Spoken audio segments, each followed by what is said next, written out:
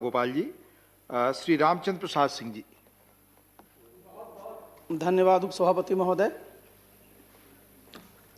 भुवनेश्वर कलिता जी ने और विजयपाल तोमर साहब ने प्रस्ताव आया, उसका अनुमोदन किया और जो राष्ट्रपति जी के अभिभाषण पर चर्चा हो रही है, राष्ट्रपति जी के प्रति आभार व्यक्त करता हूं और समर्थन करता हूं जो उन्होंने अभिभाषण दिया। मैं सुन रहा था, गुलाम नबी आज़ाद जी बोल रहे थे।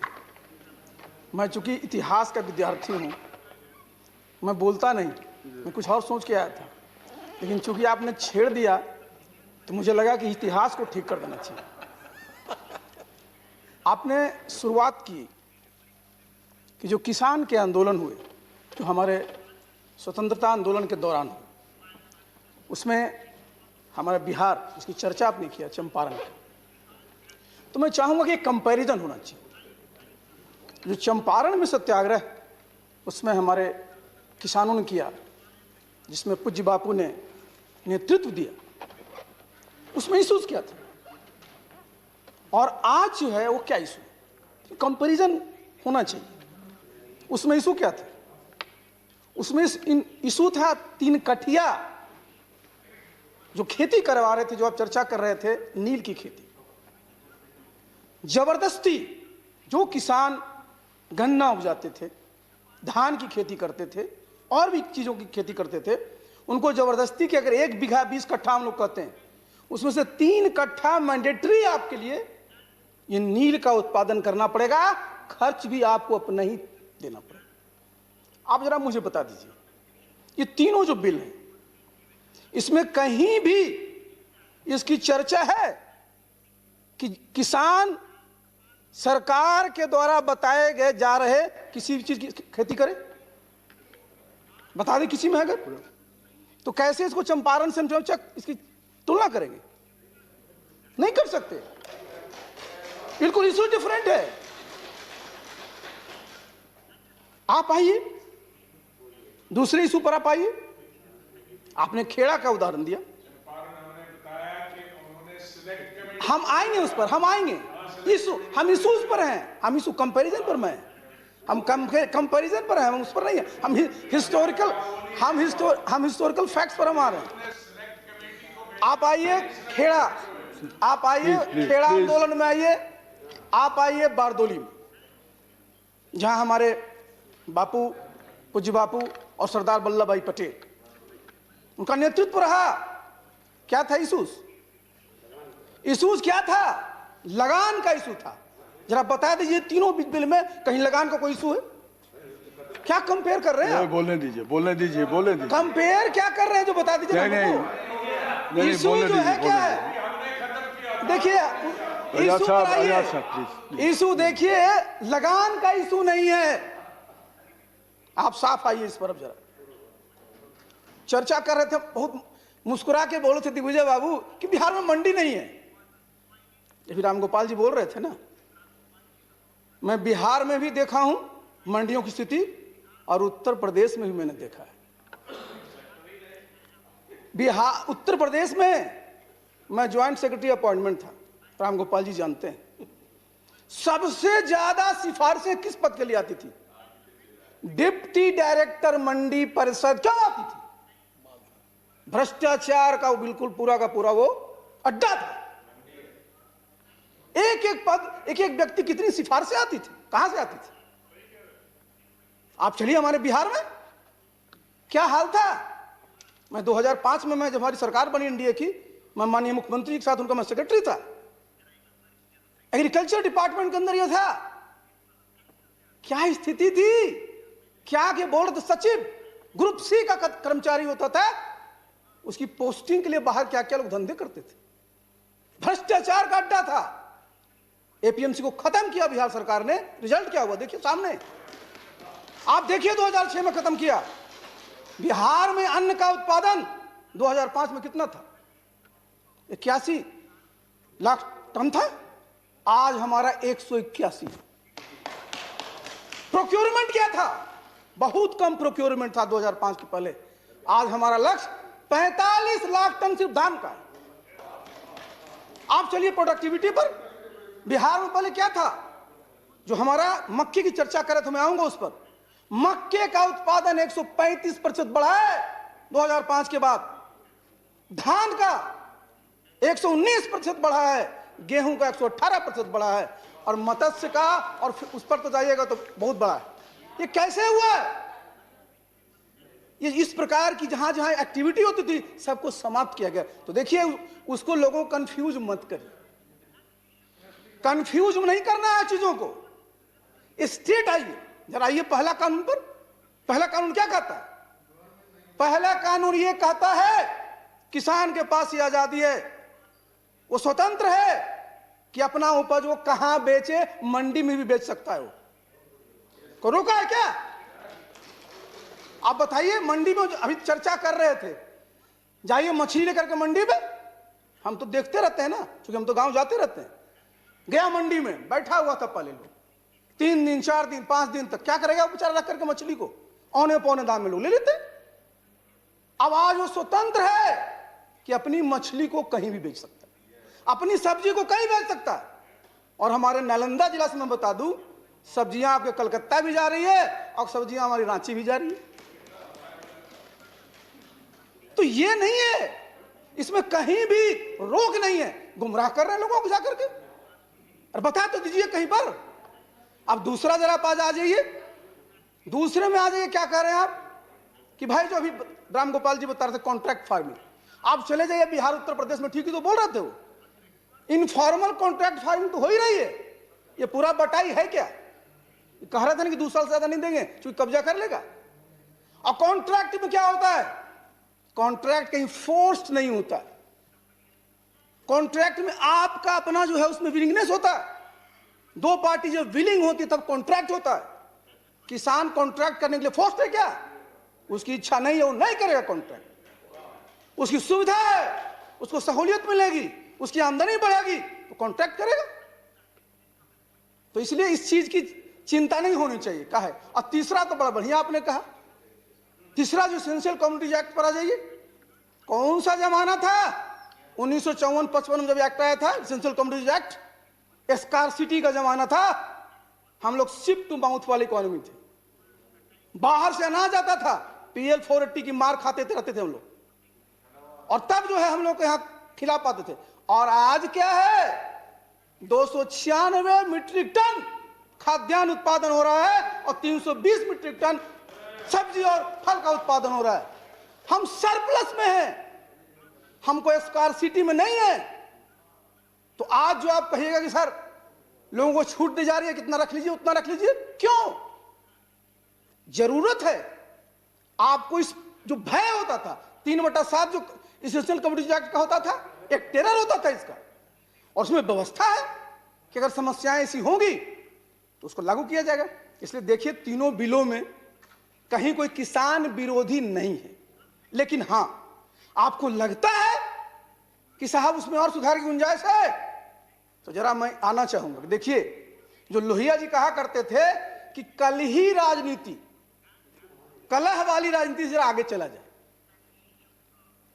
क्या है बताइए जरा। सरकार ने बिल एक्ट बना दिए, सुप्रीम कोर्ट में लोग गए, सुप्रीम कोर्ट ने आदेश दिया। यही लोकतंत्र की खासियत है कि अगर कोर्ट आदेश देता है तो हम सब लोग उसको स्वीकारते हैं। सरकार ने भी स्वीकारा, और स्वीकार करके आपको बुला रही है वार्ता के लिए। आइए बताइए साहब, आप कह रहे हैं सरकार की हठ धर्मिता, उन लोगों की भी तो हठ धर्मिता देख लीजिए, क्यों नहीं आ रहे? कौन रोक रहा है? आइए बात करिए, कहां कहां गुंजाइश है, क्या होना चाहिए कि कैसे किसानों की आमदनी बढ़े, इस पर चर्चा होनी चाहिए। कैसे खेती हमारा जो है लाभकर हो, इस पर चर्चा होना चाहिए। कैसे कृषि को लोग छोड़े नहीं, इस पर चर्चा होनी चाहिए।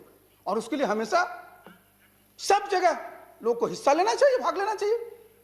लेकिन मेरा अनुरोध होगा कि चूंकि हम लोगों का जो लोकतंत्र है, इसकी जड़ें मजबूत हुई हैं, हमारा संसद ताकतवर है, हमारा न्यायपालिका ताकतवर है।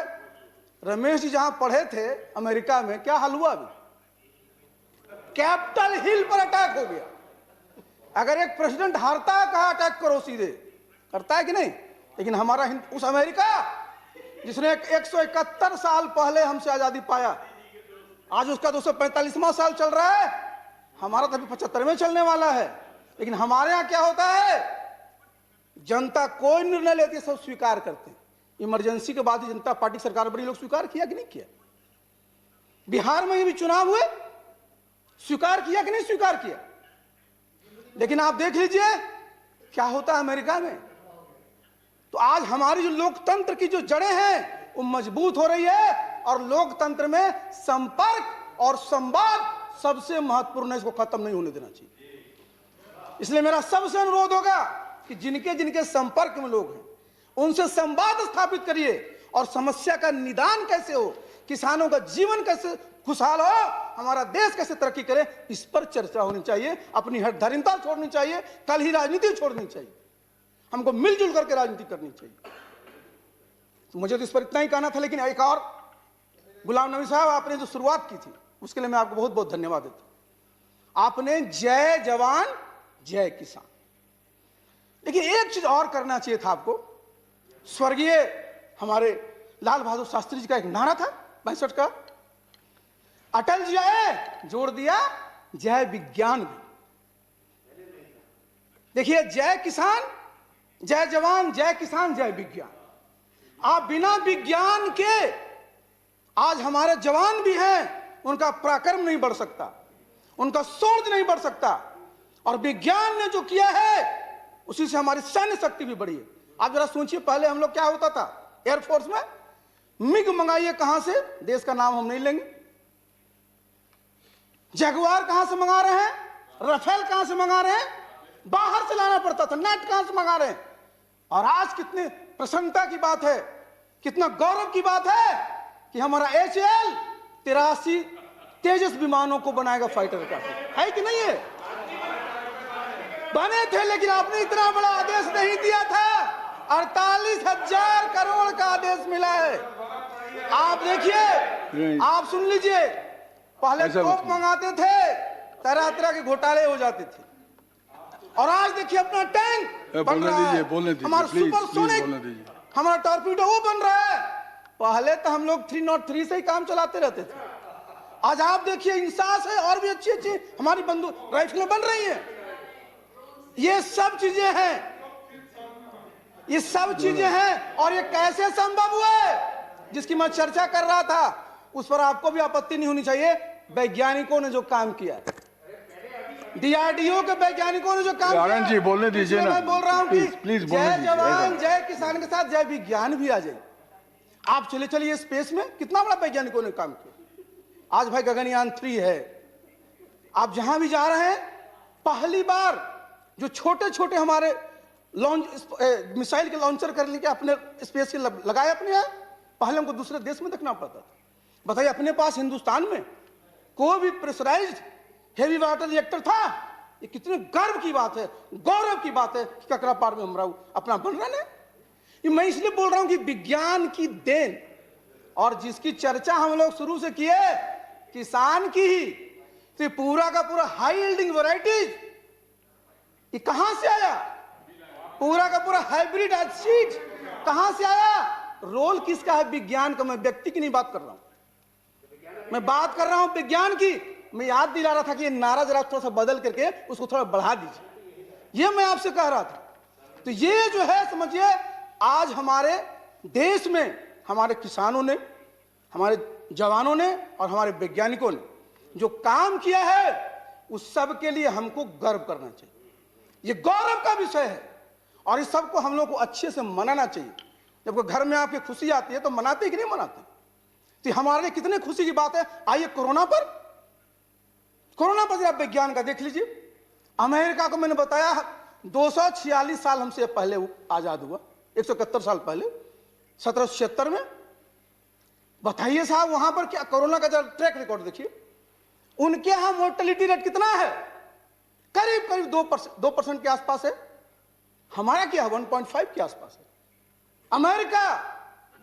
अमेरिका की आबादी 30 करोड़, हिंदुस्तान 130 करोड़, वहां 2.69 करोड़ लोग संक्रमित हुए।